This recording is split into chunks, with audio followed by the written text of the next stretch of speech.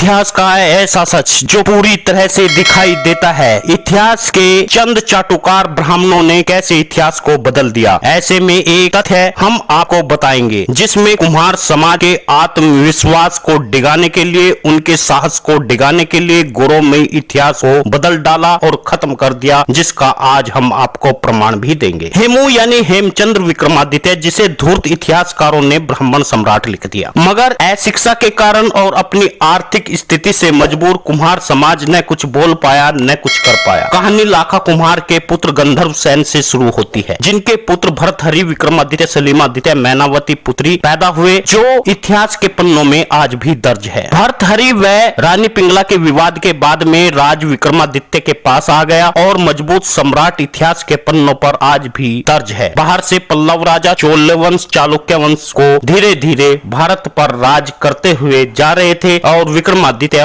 उनसे युद्ध कर रहे थे और उन्हें लोहे के चने भी चबा रहे थे। उसके बाद विक्रमादित्य के पुत्र श्री हर्ष शुद्र हल चंद्रगुप्त द्वितीय शीलादित्य यशोवर्धन राजा पैदा हुए। विक्रमादित्य की उपाधि 300 ईस्वी तक समुद्रगुप्त के पुत्र चंद्रगुप्त और फिर विक्रमादित्य पैदा हुए, यानी 7वीं सदी तक विजयादित्य पैदा हुए और उन्होंने परमार राजाओं को धूल चटा दी। उस समय यूरेशियन ब्राह्मण भारत में फैल रहा था। दक्षिणी गुजरात में अरबों का आक्रमण हुआ, मगर विक्रमादित्य के शौर्य के कारण उन्हें सफलता नहीं मिली। उस समय गुजरात को लाट देश भी कहा जाता था। उसी समय पल्लव राजा पुलकेशिन को परास्त करके मार दिया और उनके पुत्र विक्रमादित्य व उनके पिता के समान महान शासक गद्दी पर बैठा। इसने दक्षिण में शत्रुओं के खिलाफ युद्ध किया और चालुक्य वंश के राजाओं से अपनी जमीन को छीन लिया। 753 में लाखा कुम्हार का वंश राजा पैदा हुए और दंती दुर्गा नाम के सरदार का तख्ता पलट दिया, जिससे महाराष्ट्र कर्नाटक पर लाखा कुम्हार के वंशजों ने साम्राज्य की स्थापना की। 15वीं सदी में हेमचंद्र विक्रमादित्य पैदा हुए और धूर्त इतिहासकारों ने उन्हें ब्राह्मण सम्राट लिखा, हेमचंद्र को लिख दिया, जिससे कुम्हार समाज का इतिहास को तार तार कर दिया। लाखा कुम्हार के वंश में ब्राह्मण कैसे पैदा हो सका है, यह भी एक समझ से परे है, मगर हम अपने इतिहास को न जानते हैं न पहचानते हैं और न ही पहचानना चाहते हैं, जिससे समाज लगातार हतोत्साहित होता है। भोजकाल में हेमचंद्र के पुत्र विक्रमादित्य गद्दी पर बैठे थे और मालवा के परमारों के साथ में युद्ध किया। विक्रमादित्य पंचम ने राजा भोज से युद्ध किया। कुम्हार समाज के राजा हेमू ने 7 अक्टूबर 1556 को दिल्ली की लड़ाई में अकबर की मुगल सेना को हराने का काम किया। सही स्थिति का दावा किया। विक्रमादित्य के प्राचीन उपाधि फिर से धारण की गई। एक महीने बाद हेमू पानीपत की लड़ाई में के दौरान तीर से घायल हो गए और बेहोश हो गए। बैरम खान ने उनका सिर काट दिया। हेमू ने इससे पहले तुगलकाबाद में मुगलों को हरा दिया था। हेमू का इतिहास बहुत बड़ा है। इस योद्धा का इतिहास हम आपको अगली वीडियो में जरूर बताएंगे। इतना जरूर बता दे, पानी के युद्ध में